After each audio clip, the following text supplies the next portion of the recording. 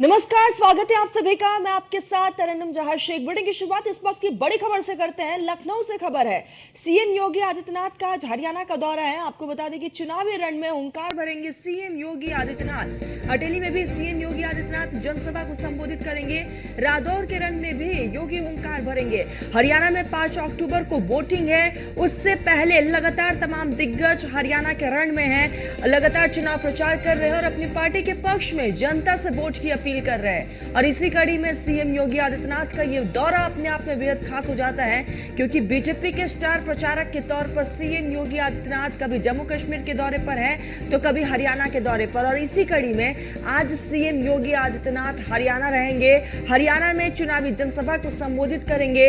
अब तक बीजेपी ने क्या कुछ जनता के लिए काम किया है, चाहे वो केंद्र में हो, राज्य में हो, तमाम उपलब्धियों को जनता के सामने सीएम योगी आदित्यनाथ रखने वाले हैं। आपको बता दें कि हरियाणा में 5 अक्टूबर को वोटिंग होनी है। बेहद खास है ये पूरा समय और लगातार सीएम योगी आदित्यनाथ जनता के बीच जा रहे हैं। स्टार प्रचारक के तौर पर लोगों से वोट की अपील कर रहे हैं, जनता से अपील कर रहे हैं, बीजेपी प्रत्याशी के लिए वोट मांगते हुए सीएम योगी आदित्यनाथ। और ऐसे में आज हरियाणा का दौरा है सीएम का।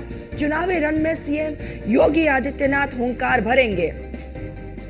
तो अटेली में भी सीएम योगी आदित्यनाथ जनसभा को संबोधित करने वाले हैं और सीएम के इस दौरे को लेकर कड़े इंतजाम किए गए, क्योंकि 3 जनसभा को संबोधित करने वाले हैं। रादौर में पहुंचेंगे सीएम योगी आदित्यनाथ, वहां के सियासी समीकरण को समझेंगे और साथ ही साथ समीकरण के हिसाब से जनता को साधने की कोशिश भी सीएम की रहने वाली है।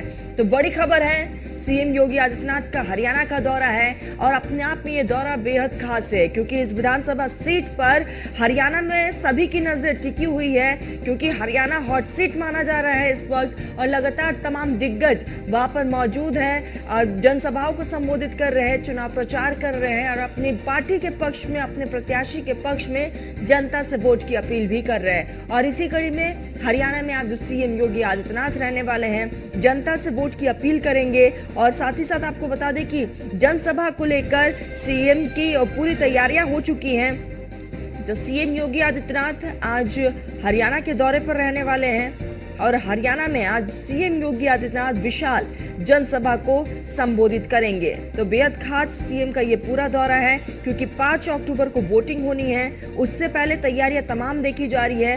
पार्टियों के अंदर भी लगातार बैठकों का दौर देखने को मिल रहा है। दूसरी तरफ खुद सीएम योगी आदित्यनाथ को एक बड़ी जिम्मेदारी दी गई है। सीएम योगी आदित्यनाथ इस बीच जनता के बीच जा रहे हैं, क्योंकि हमने देखा इससे पहले सीएम योगी आदित्यनाथ जम्मू कश्मीर में रहे, जहां उन्होंने उत्तर प्रदेश मॉडल को पेश किया जनता के सामने। और आज सीएम योगी आदित्यनाथ हरियाणा में रहेंगे। हरियाणा में सीएम योगी आदित्यनाथ चुनावी जनसभा को संबोधित करने वाले हैं, साथ ही साथ जो है अपनी पार्टी के पक्ष में जनता से वोट की अपील भी करेंगे। तो बेहद खास ये पूरा दौरा सीएम योगी आदित्यनाथ का, जहां सीएम योगी आदित्यनाथ जनता के बीच जाके अब तक की तमाम उपलब्धियों की, जो भी बीजेपी की तमाम उपलब्धियां रही है, उसको जनता के सामने पेश करेंगे सीएम योगी आदित्यनाथ। तो आज हरियाणा के दौरे पर रहने वाले हैं सीएम और इस दौरे को लेकर कड़े इंतजाम किए गए, सुरक्षा के कड़े इंतजाम हैं, चप्पे चप्पे पर फोर्सेस की तैनाती की गई है।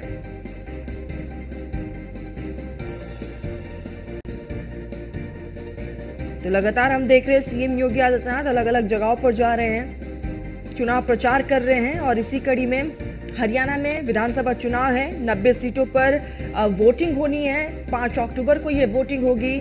उससे पहले सीएम योगी आदित्यनाथ आज विशाल जनसभा को संबोधित करने वाले हैं। आपको बता दें कि 5 अक्टूबर को 80 यहाँ पर 90 सीटों पर जो है मतदान होगा, तो वही दूसरी तरफ 8 अक्टूबर को नतीजे घोषित होंगे।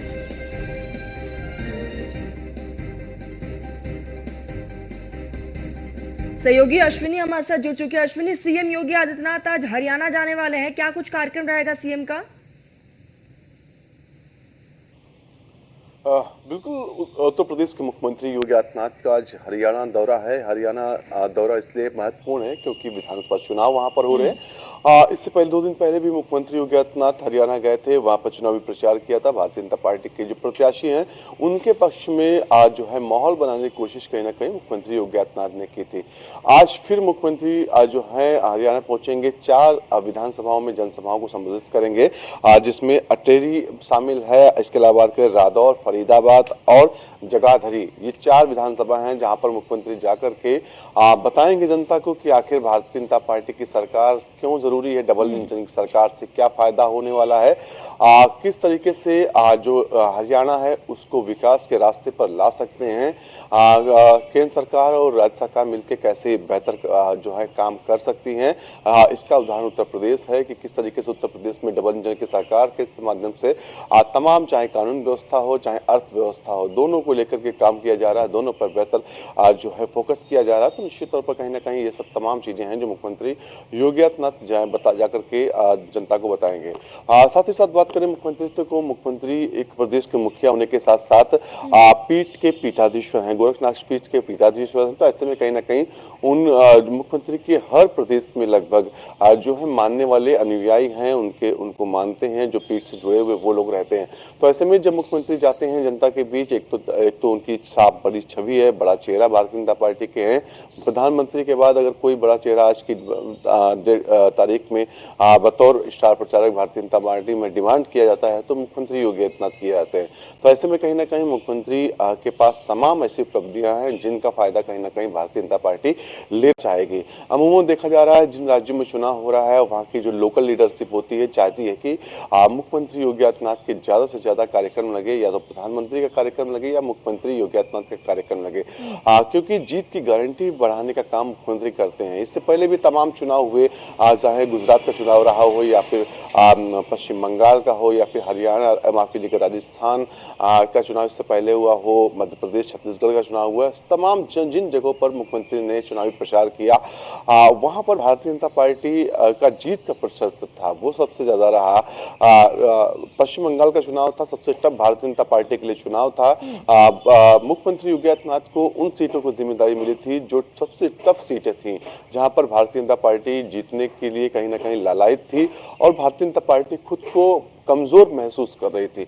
लेकिन उनकी उन सीटों की कमान मुख्यमंत्री योगी आदित्यनाथ को दी गई थी और उसके बाद कहीं ना कहीं जो परिणाम आए तो कहीं ना कहीं चाहे वो पश्चिम बंगाल के जो स्थानीय नेतृत्व हो या फिर केंद्रीय नेतृत्व, सभी कहीं ना कहीं उससे आश्चर्यचकित हो रहे थे क्योंकि उन सीटों पर लगभग 70 से 80% सीटें भारतीय जनता पार्टी के खाते में आई थी। तो निश्चित तौर पर कहीं ना कहीं बिल्कुल अश्विनी, और अपने आप में सीएम का ये दौरा बेहद खास हो जाता है क्योंकि कल हमने देखा अश्विनी, जब जम्मू कश्मीर के दौरे पर रहे सीएम योगी आदित्यनाथ तो उन्होंने उत्तर प्रदेश का मॉडल पेश किया है और वो जहां इस वक्त जहां वो दौरा कर रहे हैं उत्तर प्रदेश का वो मॉडल जरूर पेश कर रहे हैं।